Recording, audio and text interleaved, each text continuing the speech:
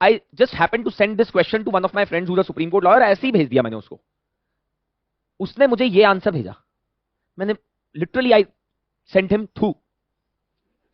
And देखिए, मैं I am saying this at a risk of may be sounding, अगर आप ये किसी को जाके बाहर बताएंगे, हो सकता है कुछ कोचिंग इंस्टीट्यूट वाले बोलेंगे बेवकूफ है तुम्हारा टीचर, क्या बोल रहा है, पीईबीएल और ड्यू प्रोसेस ऑफ लॉ को सेम चीज बोल रहा है। मैंने literally I was telling to one of my friends कि मेरा लिटरली एम्बिशन है अब कि जिस आदमी ने ये पेपर सेट किया है या जिन्होंने भी किया है, मैं उनके जाके पैर छूं literally, that what is their level of intellect, कि उनको पता है कि क्या होने वाला है इस क्वेश्चन के साथ। Yes, in essence what does due process of law mean, ये क्वेश्चन था। इन essence what does due process of law mean. Even though मैं आपको ये बात बता रहा हूं कि हमने जो अपनी ऑफिशियल की है और जो मैंने भी अभी डिस्कशन लिया 2 दिन पहले, उसमें मैंने जस्टिफिकेशन अलग दिया है और मैंने आंसर भी अलग दिया है, but after that I did a lot of after thinking and my answer to that question is different. Anyway, I'll tell you, in essence, what does due process of law mean? This is the question which has been asked by UPSC. The 4 options are: first, principles of natural justice; A, principles of natural justice; B is procedure established by law; C is fair application of law. और ये मैंने किसी के साथ अभी तक बाहर किसी के साथ डिस्कस नहीं किया, दिस इज ओनली माय, अभी तक सिर्फ मैं अपने पास रखा है, मैंने आंसर ये। And D is right to equality. इसका आंसर जब मैंने कुछ लोगों को बताया, वो बोल रहे हैं यार तुम्हें क्या बोल रहे हो। एनीवे, ये क्वेश्चन है, ठीक है। In essence what does due process of law mean, what does it mean, what would be the answer? How many of you think the answer is D? D. How many of you think the answer is C? How many of you think the answer is B? How many of you think the answer is A? Now, in my opinion, हाँ, A and C में confusion है ना, आपको पता है बात। एक बात बताओ मुझे, अगर A और C में कंफ्यूजन है, सपोज करो मैं A आंसर देता हूं अभी ना, मैं आंसर नहीं बता रहा कैसे डायरेक्टली आंसर आता है, बट मैं सिर्फ एलिमिनेशन लगाता हूं अभी। A और D में कोई फर्क है? ए और डी में कोई फर्क है? ए और डी में कोई फर्क है? अपने आर्टिकल 14 के नोट्स खोलो, ए और डी में कोई फर्क है?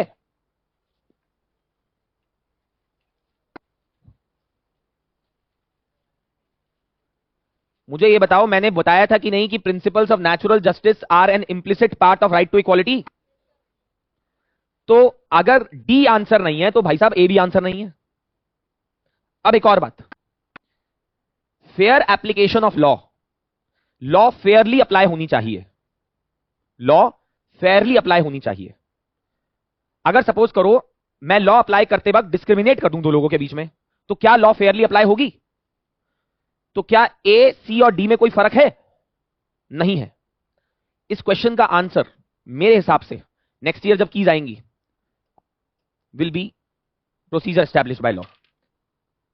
अब आप बोलोगे सर ये क्या बात कर दी, ड्यू प्रोसेस ऑफ लॉ और प्रोसीजर एस्टैब्लिश तो आपने ही खुद बताया था कि ये डिफरेंट कॉन्सेप्ट्स हैं।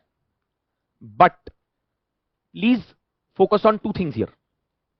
एंड देखिए, मैं I am saying this at a risk of may be sounding, अगर आप ये किसी को जाके बाहर बताएंगे, हो सकता है कुछ कोचिंग इंस्टीट्यूट वाले बोलेंगे बेवकूफ है तुम्हारा टीचर, क्या बोल रहा है, पीईबीएल और ड्यू प्रोसेस ऑफ लॉ को सेम चीज बोल रहा है। But listen to me very carefully now, और ये मैं इसलिए बोल रहा हूं क्योंकि मैंने भी जो जस्टिफिकेशन दिया अभी 2 दिन पहले वो इसका दिया, but I was not 101% convinced. And मेरा पहला रिएक्शन यही था, but after that what happened was that I just happened to send this question to one of my friends who the Supreme Court lawyer, ऐसे ही भेज दिया मैंने उसको, उसने मुझे ये आंसर भेजा। मैंने literally I sent him through. You know, then this is I'm telling you very honestly that knowledge is never perfect. I sent him literally this kind of a derogatory message. So he said that you are a case of blistering barnacles. कभी search करना blistering barnacles क्या होता है. So he said you are a case of blistering barnacles. I argued with him for 1.5 hours on phone, randomly explaining him things. After some time, I just happened to. So he said one thing: you must be a fool that you haven't paid attention to the word essence. He said that what is this essence? Is this some vanilla essence? Now once, उसके बाद मैंने थोड़ी देर बाद में जाके अलग से सोचा ये question. I said it is saying in essence, what does due process of law means? Now see, what is due process of law? That there must be a law, the law must be valid, the law must provide a procedure for depriving a person of certain right, that procedure must be followed, and the procedure must be fair, and the law itself must be just, fair and reasonable. Now tell me something, whatever I said, can't I say that due process of law is procedure established by law plus something something? You tell me if I am wrong or not. क्या मैं सही बोल रहा हूं? भाई मैंने क्या बोला था, ड्यू प्रोसेस ऑफ लॉ में आप एक ज्यादा स्क्रूटनी करते हो, पर ये तो रहेगा ही रहेगा. उसने पूछा है essence of due process of law. सबने मिस कर दी ये बात. सबने बोला कि ये तो सबसे पहले एलिमिनेट करो. अबे सबसे करेक्ट आंसर ही एलिमिनेट कर दिया तुमने. यूपीएससी, समझ रहे हो? मैंने जब मेरे को ये चमका ना, तो मैंने बोला कि यार जो एग्जामिनर है मेरा, मैंने literally I was telling to one of my friends कि मेरा लिटरली एम्बिशन है अब कि जिस आदमी ने ये पेपर सेट किया है या जिन्होंने भी किया है, मैं उनके जाके पैर छूं literally. That what is their level of intellect, कि उनको पता है कि क्या होने वाला है इस क्वेश्चन के साथ. They know what is going to happen to this.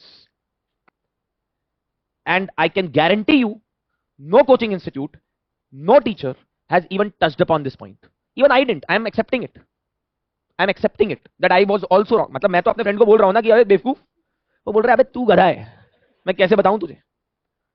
The first thing he told me was, मैं तेरे को कितनी बार बोला है कि फुल टाइम लिटिगेशन में आ जा, लीव ऑल दिस, ये सब तो करता रहता है इसलिए होता है.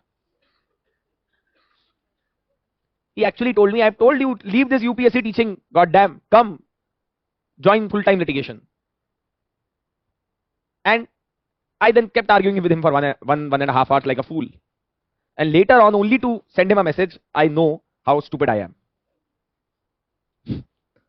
And then I went into that self deprecation mode, and then he said, don't be so harsh on yourself. I was like, I have to be, because I couldn't see a very simple thing, that it is asking the essence of due process of law.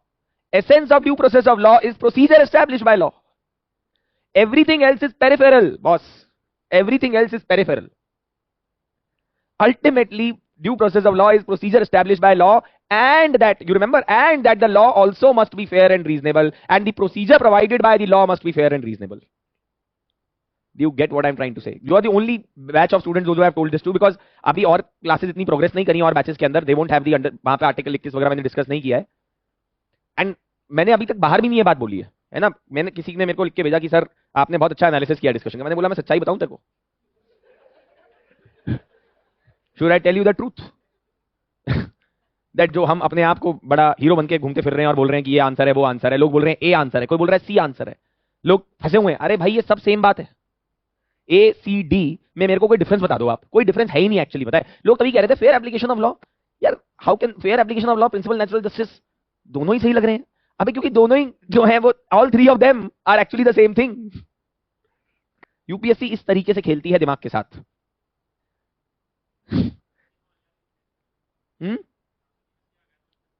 Answer C नहीं आ सकता sir. UPSC बेवकूफ थोड़ी ना है. कैसे आ जाएगा सी sir? देखिए, if at all answer आएगा तो वो, अगर कोई और बी के अलावा आता है तो वो ए आएगा, बट मैं मान ही नहीं सकता.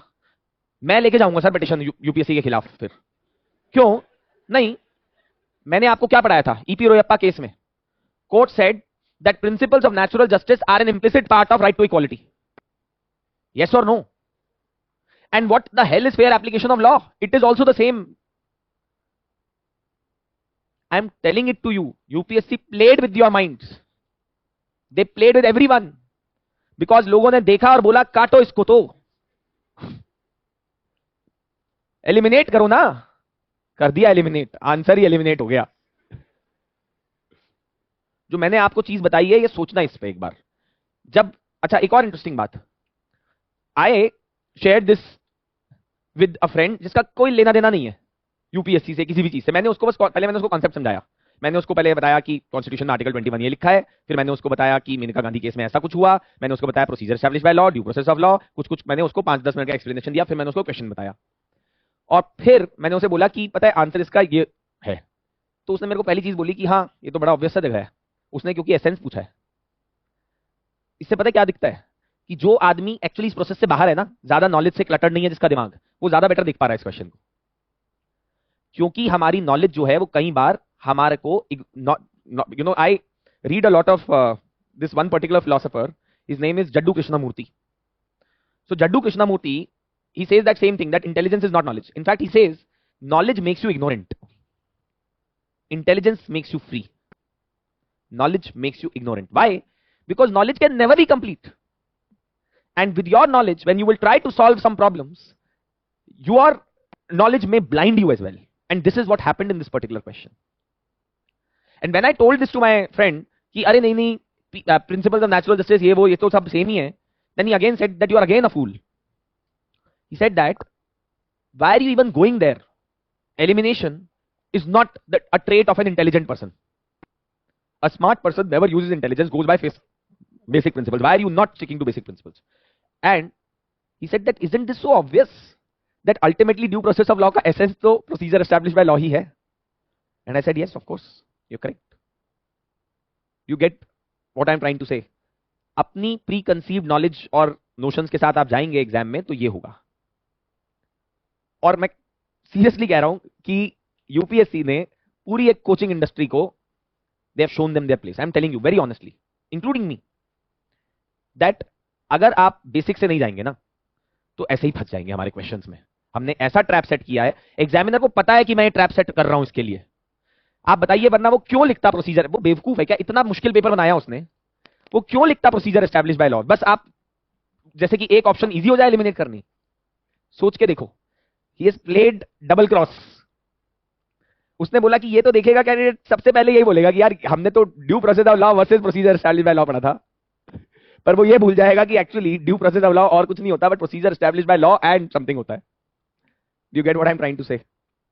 Right? I hope this opens up your eyes, right? I hope this really gives you an idea of what UPSC is expecting.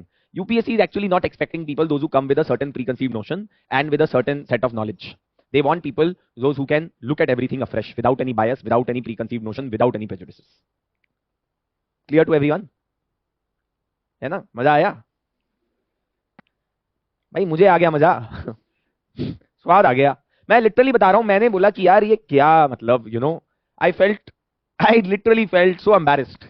I said कि I couldn't find the right answer to this question because I was also blinded because of all the clutter that was there in my mind without just reading the question. Anyway, so we were discussing about the ordinance making powers of the president.